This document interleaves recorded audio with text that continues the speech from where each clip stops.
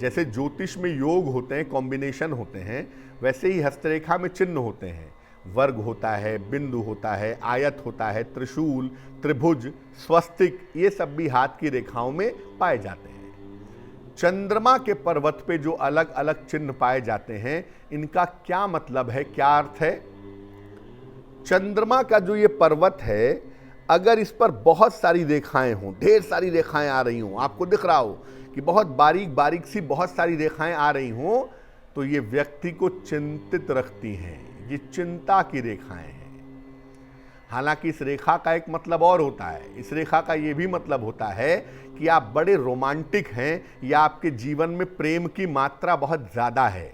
लेकिन ज़्यादातर इसका मतलब ये होता है कि आप बहुत ज़्यादा चिंता करते हैं, बहुत ज़्यादा सोचते हैं। व्यक्ति की रचनात्मक क्षमता तो ये बताते हैं। छोटी छोटी रेखाओं का मतलब व्यक्ति क्रिएटिव है, नई चीज़ों के बारे में, नए विषय के बारे में सोच सकता होगा, कर सकता होगा। लेकिन ऐसे लोग इतना सोचते हैं, इतना विचार करते हैं, इतनी चिंता करते हैं कि कभी कभी ये ब्लड प्रेशर की बीमारी की सूचना भी देता है। चंद्र पर्वत पर अगर क्रॉस हो, यहां पर अगर क्रॉस बना हुआ हो, तो व्यक्ति को जल से भय होता है। ऐसे लोगों को कहा जाता है, भाई देखो, नदी में नहाने मत जाना, नदी के किनारे नहा लेना, सीढ़ियों पे नहा लेना, नदी के बीच में नहाने मत जाना, स्विमिंग पूल में नहाने का प्रयास मत करना, समुद्र से, जहाज से, बोट से, नाव से यात्रा मत करना। अगर चंद्र पर्वत पे क्रॉस होता है तो जल में डूबने की संभावना बहुत होती है। इसलिए ऐसे व्यक्तियों को जल से दूर रहने को कहा जाता है। इस पर्वत पर अगर तिल हो, स्पॉट बन जाए, तो व्यक्ति मानसिक रूप से कमजोर होता है। और चंद्र पर्वत पर अगर तिल बन जाए तो यकीन मानिए आपको मेंटल डिप्रेशन की दवाइयां खानी पड़ेंगी। यानी मेंटली ये आदमी को डिप्रेशन की तरफ ले जाता है। जैसे जैसे आदमी ठीक होता है, वैसे वैसे तिल जो है ये हल्का होता जाता है, और जैसे जैसे आदमी को डिप्रेशन होता है, वैसे वैसे ये तिल गाढ़ा होता जाता है। इस पर्वत पर ज्यादा क्रॉस हो या कालापन हो तो मानसिक बीमारी होती है। अगर ये हिस्सा हाथ में अलग से काला काला दिखाई देता है या यहाँ पे बहुत सारे क्रॉस हो, तो ऐसी दशा में व्यक्ति को डिप्रेशन हो सकता है, सुसाइडल टेंडेंसी हो सकती है, व्यक्ति के अंदर मानसिक बीमारी हो सकती है, मानसिक रोग हो सकते हैं, ऐसी संभावना जरूर बनती है। इस पर्वत पर वर्ग अगर हो, स्क्वायर अगर हो, अगर यहां पर स्क्वायर बना हुआ हो, तो भगवान की बड़ी कृपा है आपके ऊपर।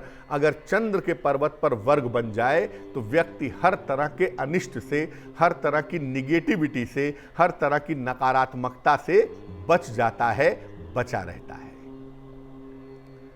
यानी इस पर्वत पर जो चिन्ह सबसे ज्यादा अच्छा है वो वर्ग का है। बाकी चिन्ह इस पर्वत पर अच्छे नहीं होते। खासतौर से क्रॉस होना या तिल होना बहुत बुरा होता है। अब मान लीजिए कि आपका चंद्रमा खराब है, निगेटिव है। आपने हाथ देखा या किसी विद्वान को दिखाया और उन्होंने कहा कि भाई देखो, तुम्हारा चंद्रमा खराब है, तुम्हारे साथ ऐसी ऐसी प्रॉब्लम, ऐसी ऐसी समस्याएं भविष्य में हो सकती हैं। क्या उपाय करना चाहिए? देखिए, चंद्रमा का जो डायरेक्ट कनेक्शन है ना, डायरेक्ट एसोसिएशन है, वो होता है पूर्णिमा के साथ। चंद्रमा पूर्णिमा को पूर्ण होता है। और ये बात याद रखिए, यत ब्रह्मांडे तत् पिंडे, जो आकाश में है वो शरीर में भी है। यानी आकाश का चंद्रमा और शरीर का चंद्रमा दोनों एक साथ पूर्ण हो जाते हैं पूर्णिमा के दिन। अब जब शरीर के चंद्रमा को आप ताकत नहीं देंगे तो आकाश के चंद्रमा के साथ उसका तालमेल नहीं बैठेगा, आप बीमार पड़ जाएंगे। इसलिए पूर्णिमा का उपवास रखने को कहा जाता है। जब आप पूर्णिमा का उपवास रखते हैं तो शरीर का जो चंद्रमा है वो ज़्यादा बेहतर होता है, ज़्यादा मजबूत होता है, और उसके मजबूत होने की वजह से आपकी चंद्रमा की समस्याएं धीरे धीरे कम हो जाती हैं। तो पूर्णिमा का उपवास जरूर रखना चाहिए। दूसरा, चंद्रमा की जो ताकत है वो भगवान शिव हैं, हमेशा याद रखिए।